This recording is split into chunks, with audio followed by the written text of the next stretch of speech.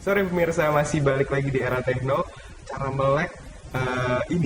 melek teknologi. Nah, sekarang kan kita masih teknologi itu banyak di lingkungan kita, tapi nggak sadar bahwa inovasinya itu banyak sekali. Salah satunya itu adalah ini, alatnya satu ini. Ya, proses awalnya seperti apa sih, Mas Fahmi? Bisa jelasin dong? Oke, masih tidak bisa dilihat di plasma. Plasma ya? Judulnya tentang perwarupa pengukur kadar air gabah menggunakan microcontroller, menggunakan basis sensor resistansi. Oke, kemudian latar belakangnya tadi sudah dijelaskan sebenarnya persoalan gabah, sebenarnya masalah gabah dan masalah kualitas sebenarnya. Kita pengen menjamin kualitas. Nah, kemudian gimana prosesnya? Nah, kita tahu bahwa harganya tergantung dari bisa dilihat di plasma ya? Bisa di plasma sebenarnya gini. Untuk sensor ini sebenarnya alat yang sangat sederhana sekali sebenarnya ini. Alat sederhana yaitu kalau kita tahu sensor itu di elektronika paling tidak ada 3 klasifikasinya. Ada sensor resistif yang sifatnya resistif, kapasitif dan induktif. Resistansi itu artinya segala sesuatu di alam semesta ini kan pasti punya hambatan. Nah, salah satunya nih gabah. Kalau ada airnya banyak berarti semakin konduktif. Kalau airnya semakin sedikit berarti semakin tidak konduktif. Nah, perubahan itu yang kita amati. Sebenarnya cuma itu aja. Nah, biar prosesnya itu rata maka dihancurkan tadi diremuk, digiling. Bisa dilihat di plasma itu kira-kira mekaniknya seperti itu. Kayak gitu ya. Bisa. Bagian giling sebenarnya cuma ada di situ ada 2 buah plat. Kemudian yang atas itu nekan, kemudian nanti hancur dan yang atas sama plat yang atas sama bawah itu terhubung, tetapi diantaranya ada gabah yang ada kandungan airnya tadi itu. Kemudian sederhana sebenarnya. Kemudian kita bagi. Kalau kan tadi resistansi, padahal yang pengen kita ukur itu kan tegangan. Caranya mudah. Kasih aja tegangan. Nanti resistansi berubah, tegangan juga akan berubah. Nah, perubahan tegangan itu yang kita perkuat.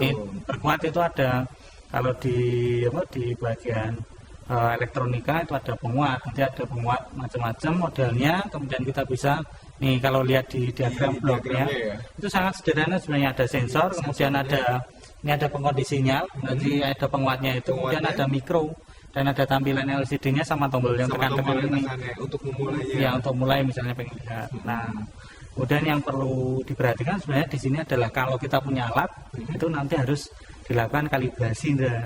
Tahu nggak kalibrasi apa? Kayak ini ya, terus kalibrasi itu ceritanya cuma gini, bahwa kalau kita membuat suatu alat itu harus ada yang sebagai acuannya. Alat yang kita buat harus sesuai dengan yang sebagai acuannya, kalibratornya. Nah, kalau udah sama seperti itu, alatnya sudah bagus. Tinggal nanti dicek berapa persen tingkat hampir sama dengan yang aslinya. Gitu ya. Nanti kalau hampir 100% kita punya turunannya yang dijamin kemana-mana bisa dipakai. Keren. Aku mau tanya sama Mbak Diah nih, kan katanya dulu takut sama listrik. Kok sekarang malah masuk ke elektronika dan instrumentasi ya? Iya. Terus apalagi buat alat lagi, tuh keren banget kan? Ya itu dia Mas, jadi ceritanya saya awalnya takut listrik dan kebetulan saya tersesat masuk Elin sini. Kok bisa tersesat? Tersesat di jalan yang benar. Iya. Iya, semenjak masuk Elin, terus menjalani mata kuliah dan praktikum segala macam, ketemu dia juga dengan listrik juga, dan akhirnya ya udah nggak takut lagi dan malah tertarik gitu Mas. Sering kesetrum? Dulunya ini. Kalau Mas Fahmi biasa. Sekarang kan setrumnya lain, Oh iya benar.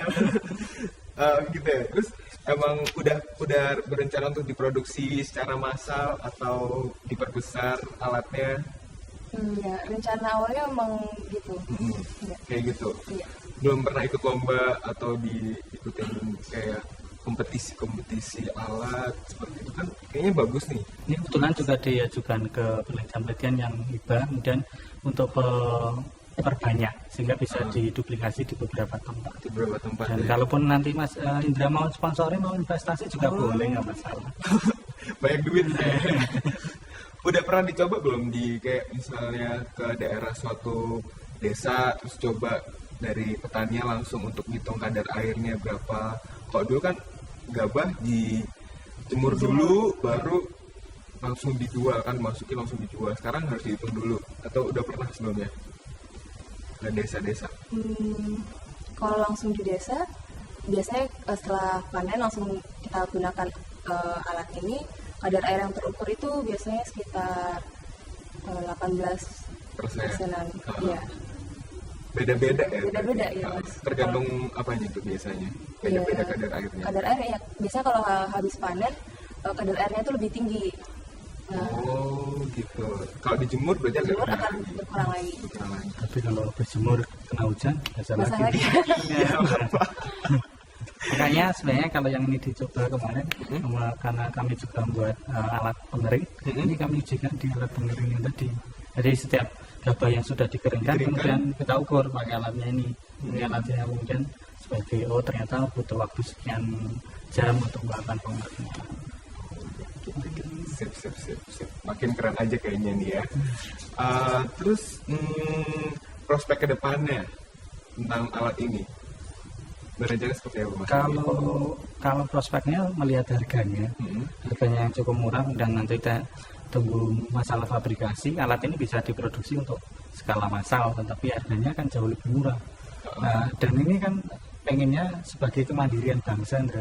Anak-anak muda terus di kampus, kemudian mereka melakukan suatu penelitian yang punya kontribusi ke masyarakat. Padahal sebenarnya teknologi yang digunakan sangat sederhana. Hanya sensor resistif yang kemudian kita kalibrasi. Nah, kita bisa lihat nanti. Nah, ini rangkaiannya cuma untuk rangkaian bisa dilihat di plasma. Rangkaian elektronikanya cuma gitu doang. Seperti ini. Cuma ada mikro, kemudian tadi ada sensor dan ada penguat. Nah, kita bisa lihat.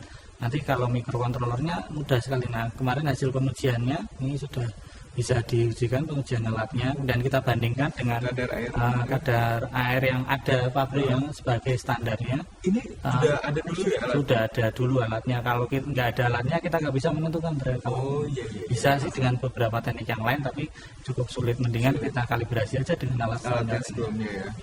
Dan hasil pengujiannya sudah cukup bagus. Kemudian kalau kita buat biasanya di setiap alat harus kita kalibrasi tadi. Nah, kita bandingkan dengan alat yang standarnya, kemudian seperti apa sih sistemnya itu, apakah seberapa besar selang kepercayaannya, dan ternyata dicek sekitar 98%.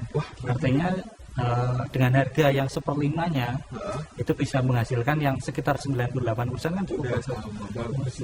Dengan harga yang murah gitu. Harga yang murah lagi, benar-benar. Kira-kira panenan satu ton, nggak nyampe 1 ton, keuntungan 1 ton itu 2 kuintal 3 kuintal sudah bisa untuk beli alat ini. Oh gitu. Udah pernah coba berarti? Udah punya sawah sendiri? Ya, harus punya tuh. Oke, kayaknya makin seru aja. Jadi ntar kita balik lagi di Era Tekno, tetap di TVRI juga.